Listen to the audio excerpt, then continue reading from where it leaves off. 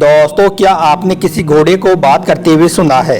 क्या आपने किसी घोड़े को बोलते हुए सुना है? अगर नहीं सुना है तो आप हमारी इस वीडियो को आखिर तक जरूर देखें, क्योंकि इस वीडियो में हम आपको मदीना शरीफ के एक ऐसे घोड़े के बारे में बताने वाले हैं जो अल्लाह के हुक्म से बात करने लगा, जिसको देखकर सारे लोग हक्के बक्के रह गए।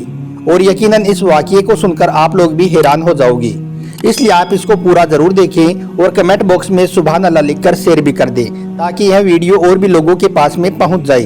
तो चलिए दोस्तों, शुरू करते हैं। दोस्तों, अल्लाह के प्यारे नबी हजरत मोहम्मद सल्लल्लाहु अलैहि वसल्लम एक मर्तबा मदीना की एक गली से गुजर रहे थे कि इतने में आपने देखा कि सामने से एक यहूदी एक बहुत ही खूबसूरत घोड़ा लिए हुए आ रहा है।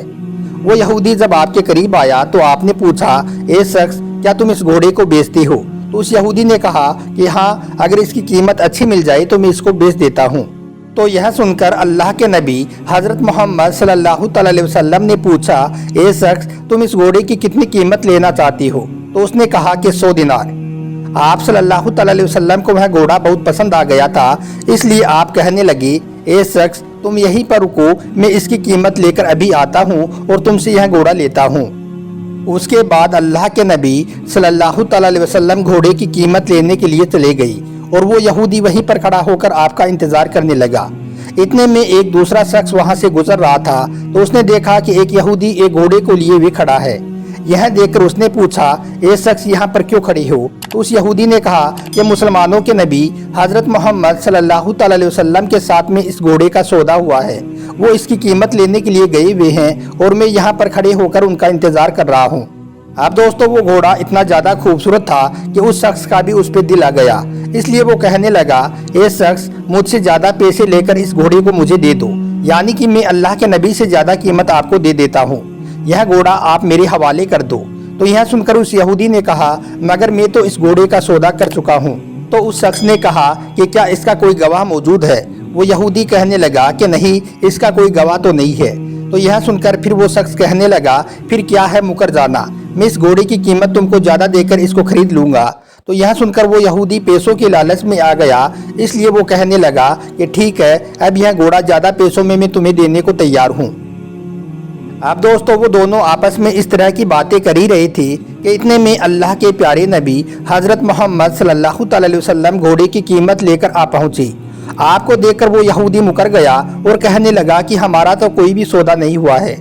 तो यह सुनकर आप सल्लल्लाहु अलैहि वसल्लम ने फरमाया कि अभी अभी तो 100 दिनार में हमारा सौदा हुआ था, मैं इसकी कीमत लेने गया था और तुम यहाँ पर मेरा इंतजार कर रहा था।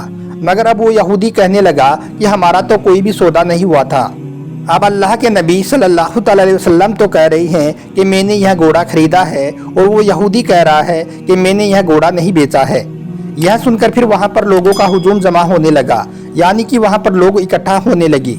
जब लोगों का हुजूम होते हुए उस यहूदी ने देखा तो वो सोचने लगा कि अगर बात इन लोगों के ऊपर चली गई तो मैं ही झूठा साबित हो जाऊंगा, क्योंकि सादिक भी ये हैं और अमीन भी ये हैं, लोग तो इन्हें ही सच्चा कहेंगे और मुझे झूठा साबित कर देंगे।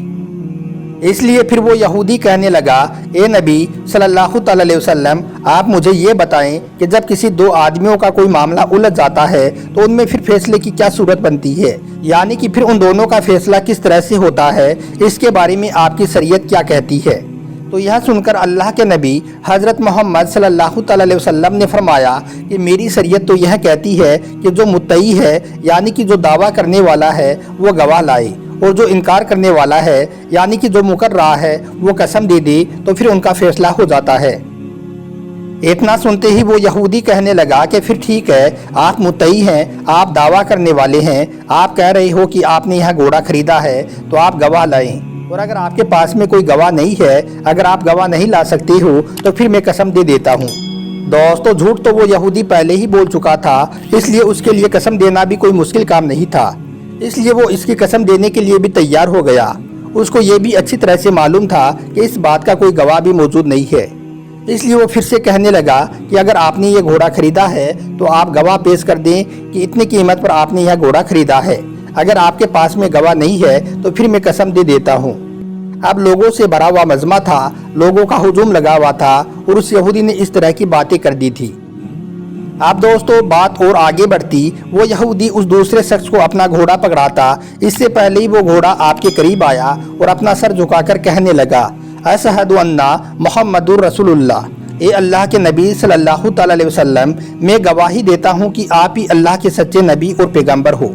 मैं गवाही देता हूँ कि आप ही सच्चे हो। आपने मेरा सौदा इतनी कीमत पर मेरे मालिक के साथ में मेरे सामने किया है। इतना सुनना था कि वो यहूदी हैरान हो उठा। फौरन वो आप सल्लल्लाहु अलैहि वसल्लम के कदमों में गिर पड़ा और कहने लगा, ए अल्लाह के नबी, अब मैं भी गवाही देता हूँ कि आप ही अल्लाह के सच्चे नबी हो। अब आप मुझे भी कलमा पढ़ा दो। उसके बाद में वो यहूदी वहीं पर कलमा पढ़कर मुसलमान हो गया। सुभान अल्लाह।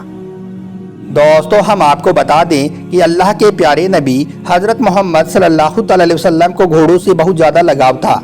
आप वैसे तो बहुत सारे खूबसूरत घोड़े अपने पास में रखते थे, मगर 10 घोड़ों का जिक्र बहुत ज़्यादा आया है, यानी कि इन 10 घोड़ों से आपको बहुत ज़्यादा प्यार था। इनमें से एक घोड़े का नाम वरद था। वरद कहते हैं गुलाब को, और आपको मालूम है कि गुलाब की ये खासियत होती है कि वो सारे फूलों में अलग ही नज़र आता है। इसी तरह से अल्लाह ने आपके इस घोड़े को ऐसा हुस्न दिया था कि आपका यह घोड़ा भी सब घोड़ों में अलग ही नज़र आता था। इसी तरह से आपके एक घोड़े का नाम था सकब। सकब का मतलब होता है पानी की धार, यानी कि आपका यह घोड़ा इतना तेज दौड़ता था जैसे कोई पानी की धार बन गई हो। इसी तरह से आपके एक घोड़े का नाम था सबा। सबा कहते हैं उड़ने को। आपका यह घोड़ा इतना तेज दौड़ता था कि ऐसा लगता था कि यह घोड़ा दौड़ नहीं रहा है बल्कि उड़ रहा है।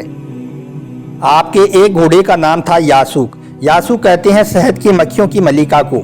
अगर आप शहद के छत्ते को गौर से देखोगे तो आपको शहद की मलिका अलग ही नजर आ जाएगी।